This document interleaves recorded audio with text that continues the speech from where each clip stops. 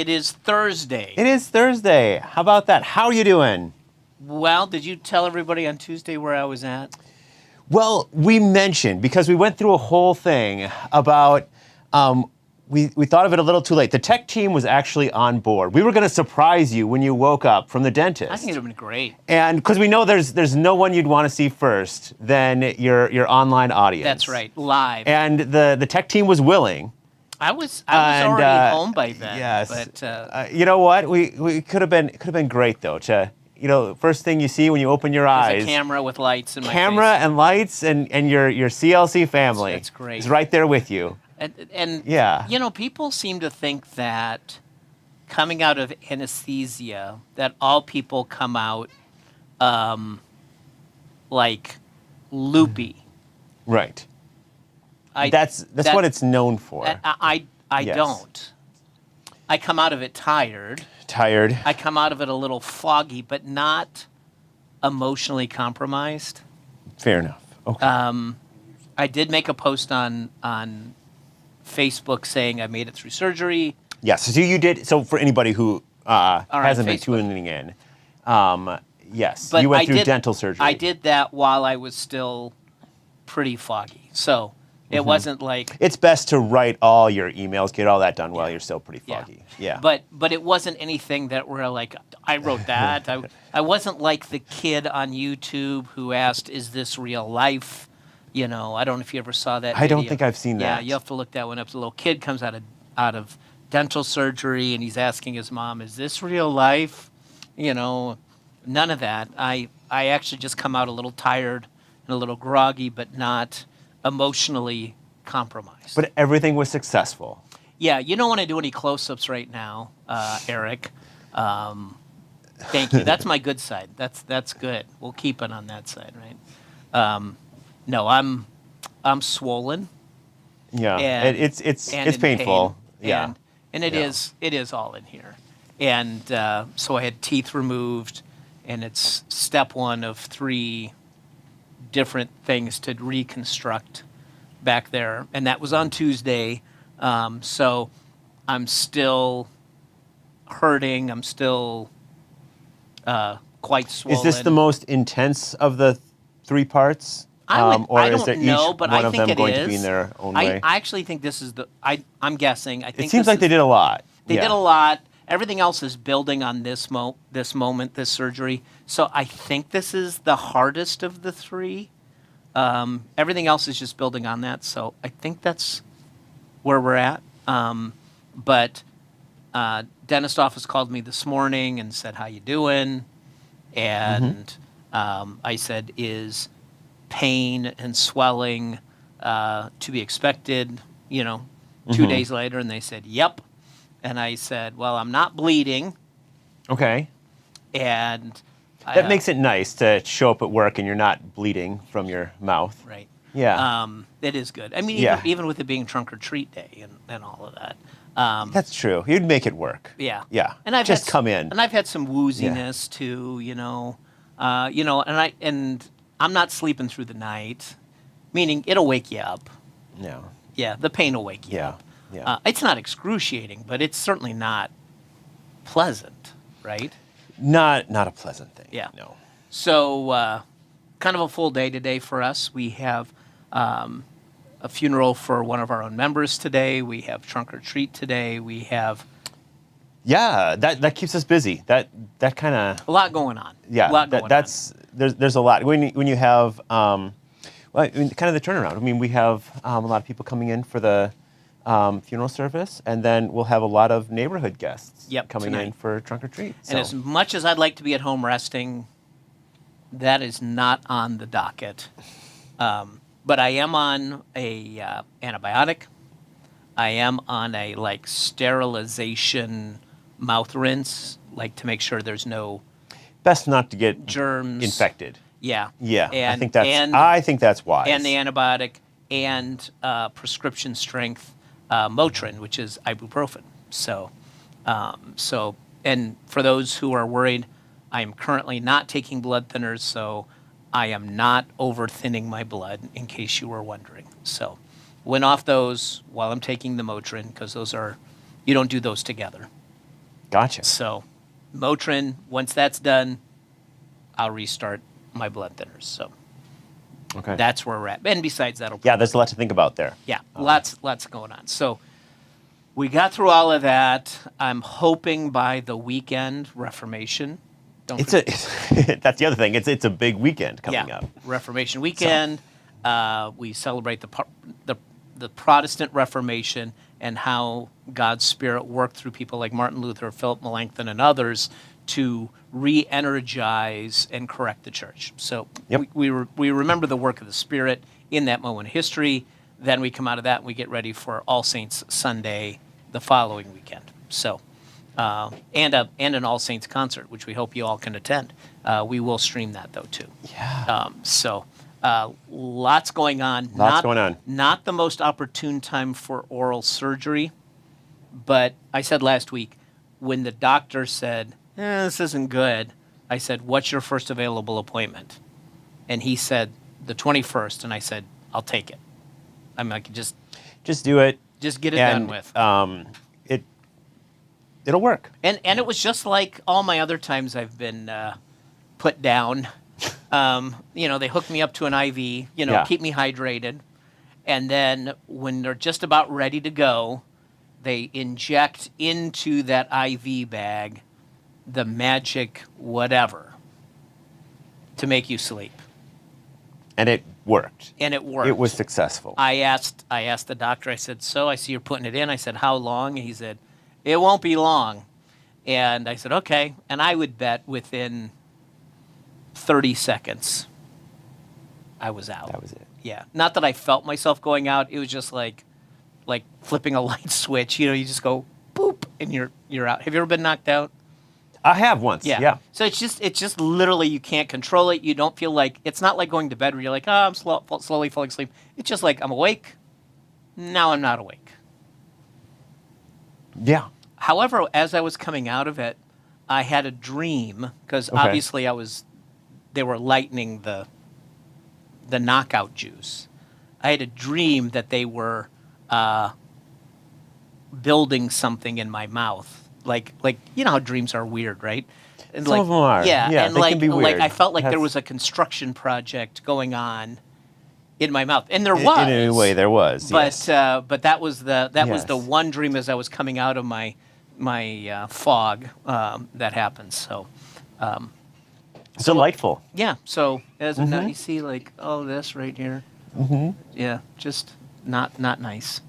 So Well, day by day, hopefully, yeah, be getting in less pain. I mean, that's the big that's the thing. big If you can thing. get Swelling in, and pain go away. If the swelling and pain can go down, and as long as everything was successful, That's right. We'll get there. Yeah, we'll get but, there. And they told me if not a ton if of fun. pain increases or swelling increases, call them ASAP. Like just get in there and deal with it. But right now it's the same as it's been, and Yeah. and all Slowly declining. Hopefully. I was so numb, in here that I was like, oh my gosh, but that's all gone away now. So the Yeah. numbness is Yeah. Okay. So Okay, anyways, so that's where you're at. That's where we're at, and moving forward towards trunk or treat tonight. So we hope folks invite people and show up and Yeah. Come we'll on have a down. party and Come on down. There's still plenty of time, and things. I mean, things will be rolling by 5 o'clock. So, Yep. come and yeah, hang out. come and hang out. That's right. That'll be great. So this past weekend, we heard a song that was a counterpoint to the message.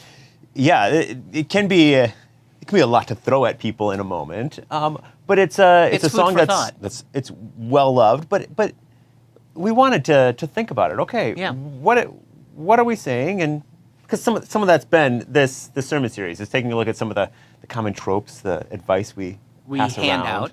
And this weekend, even though it's Reformation Weekend, is no different. We have one last phrase to throw at you, but it also fits perfectly with Reformation Yeah. Weekend. So Yeah. in terms of a point, counterpoint. But we're going to go back to the song in which I said before we heard it at 9:30 is enjoy the song, but ask yourself the question, is this how God wants us to live? How about that?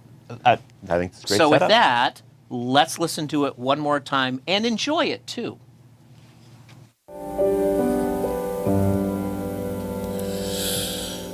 And now the end is near, and so I face the final curtain.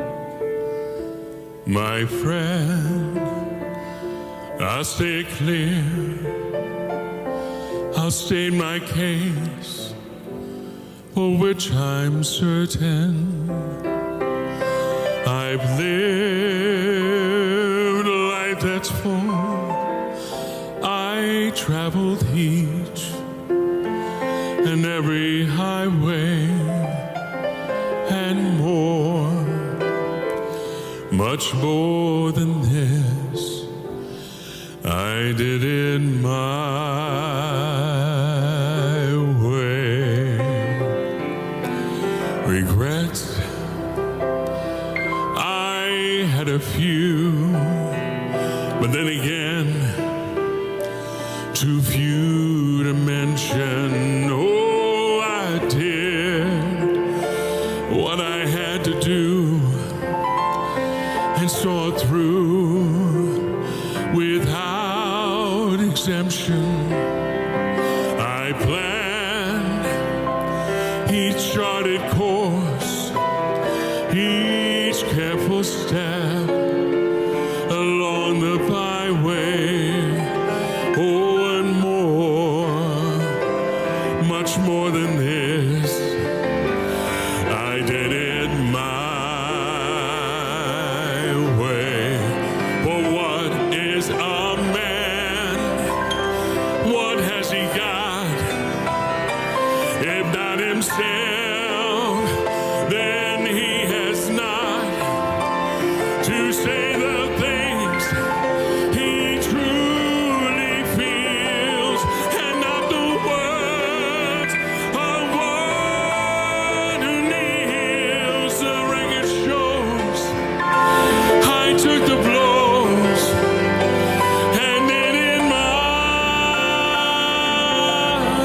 way. The record shows I took the blows and did it my way.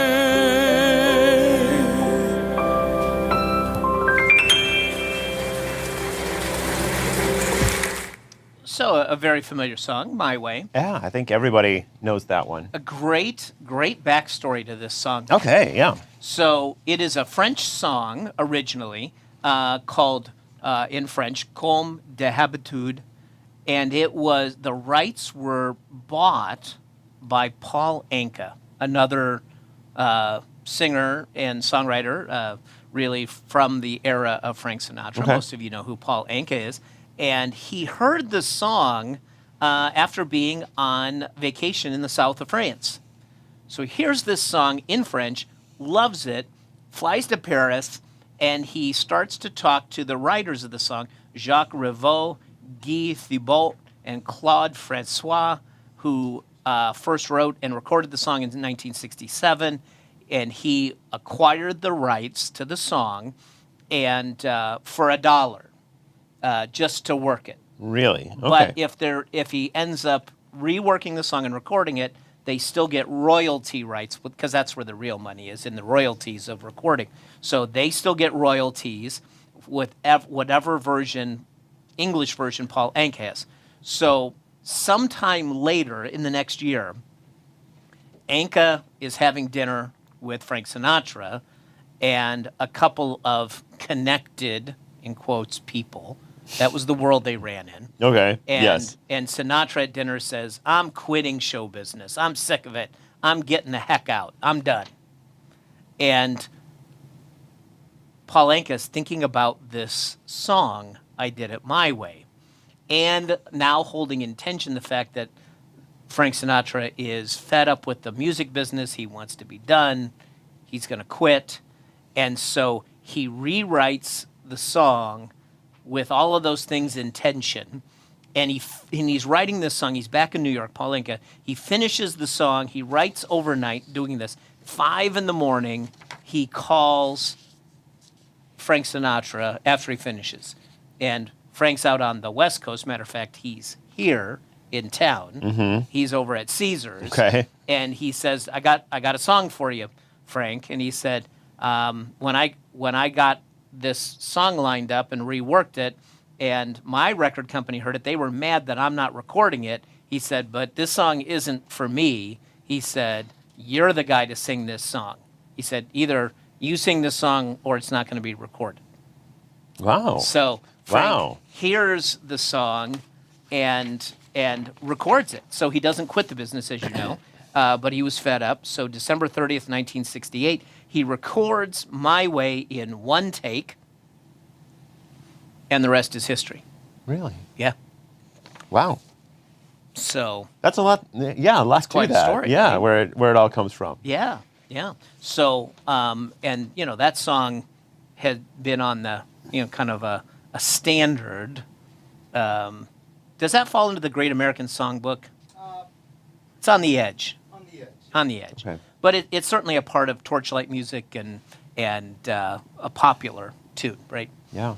And and it surfaces, especially here in Las Vegas. With any nightclub act, Yeah. this song shows up. But at the same time, you compare that of somebody who's living their own life, which nobody's forcing anybody to live any way that people can live any way they want, right?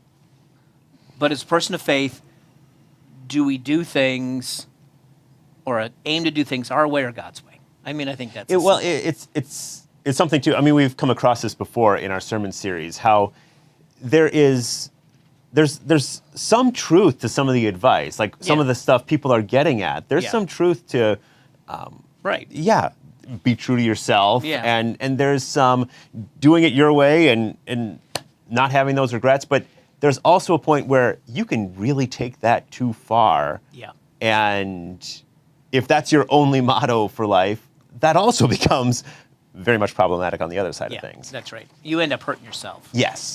Because Yes. we're easy to convince ourselves that we are the sole arbiter of what's right and wrong, and make judgments if we are not checking in with someone else, God, Yeah. and we'll get ourselves into trouble.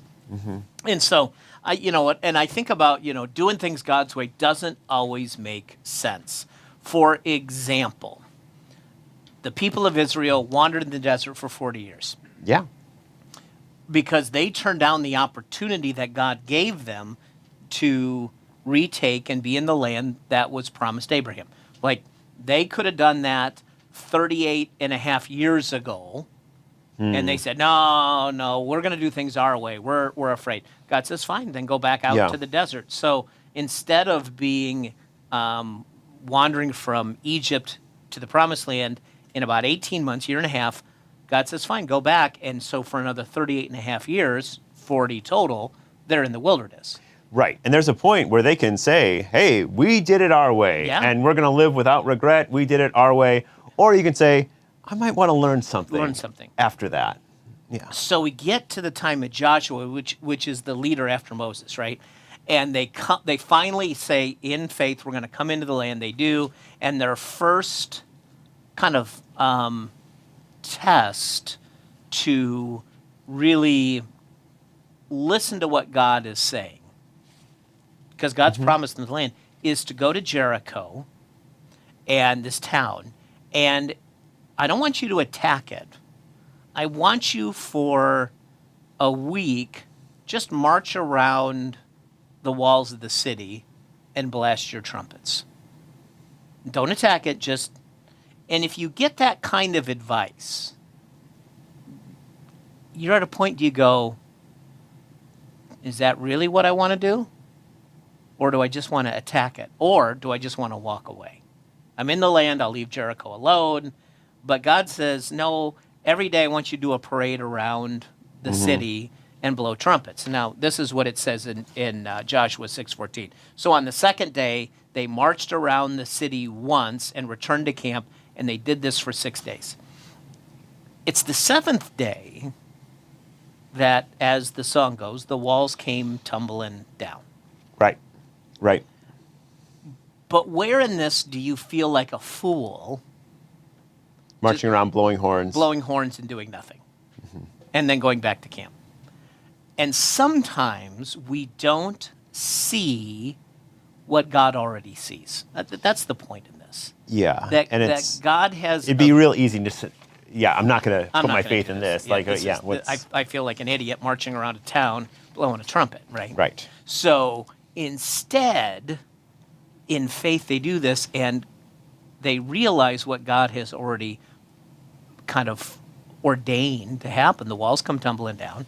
They overtake the city, and it begins this this time in Israel's history where they occupy the land. Yeah. And the land of Canaan. So, but I certainly think that doing things God's way, sometimes you don't see the fruit of an action up front.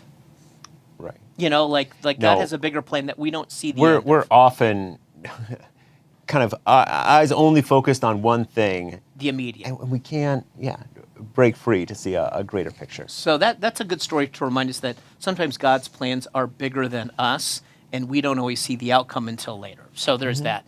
But then there is a wonderful verse in Proverbs 14 that's like a gut check for us in terms of our way or God's way. Yeah. Yeah. So, Proverbs 14, verse 12.